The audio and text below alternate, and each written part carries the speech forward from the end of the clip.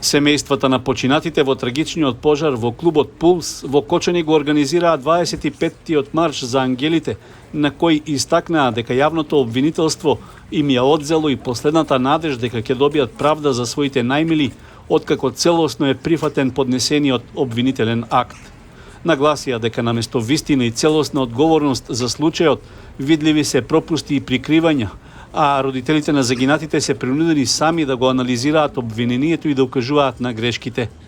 Колоната на маршот, што со транспаренти во рацете ја предводеа татковците на настраданите, тргна од паркот на Револуцијата кон Трговскиот центар, оттаму кон управата за јавни приходи и полициската станица, а се упати пред основното јавно обвинителство и основниот суд во Кочани. Во обраќањето кон јавниот обвинител Коцевски додадоа дека тоа представува јасен доказ од и правдата не е на страна на жртвите, туку на страна на виновниците. Особено е поразително што дел од осумничените се со мерки на предпазливост. Секојдневно сме приморени да ги гледаме како се движат слободно низ нашиот град, низ нашите маала, како да не се случило ништо. Тие лица си ја купија својата слобода со пари, живеат без никакви ограничувања, додека ние жртвите сме осудени на доживотна болка и загуба. Прашуваме, што ќе биде со тие лица? Дали правдата важи само за оние кои немаат пари и врски? И дали ние треба да платиме за да не се вратат нашите деца и која е цената на нашите деца? Ова е навреда за правдата и за целиот правен систем. Ваша должност е да обезбедите еднаков третман пред законот, а не да создавате систем во кој богатите и влијателните се неприкосновани.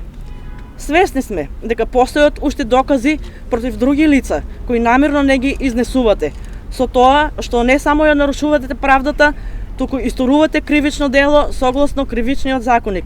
Затоа ќе има одговорност.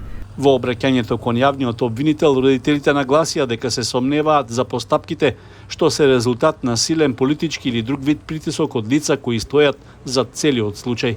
Бараме целосно презентирање на сите докази, јавна одговорност на пропустите во обвинителниот акт, проширување на обвинението и кон другите вмешани лица, итно преиспитување на решението за домашен притвор и обезбедување еднаков третман за сите осумничени.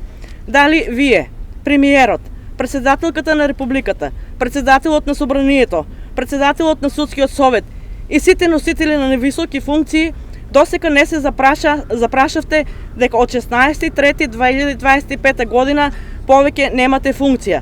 Вие имате мисија. Мисија, дали оваа држава ќе постои или ќе ја снема. Затоа што државата беше вистински правен поредок, без здравствен систем кој го спасува животот на граѓаните, без образование кое гради иднина. Тоа не е држава. Историјата нема да ве праша кои функции сте ги извршувале, туку дали ја исполнивте мисијата да ја сочувате државата и да ги вратите достоинството на нејзините граѓани. Изборот е ваш. Дали ќе бидете гробари на државата или нејзни спасители. Нашите деца заслужуваат правда. Ние нема да молчиме и нема да се помириме. Во знак на незадоволство како се одвива целата постапка за случајот, учесниците на маршот 10 минути ја блокираа крстосницата кај двојниот мост. Во украсните растенија на кружниот тек оставија дел од транспарентите со испишани пораки. Потоа маршот за ангелите заврши на почетната позиција во паркот на Револуцијата.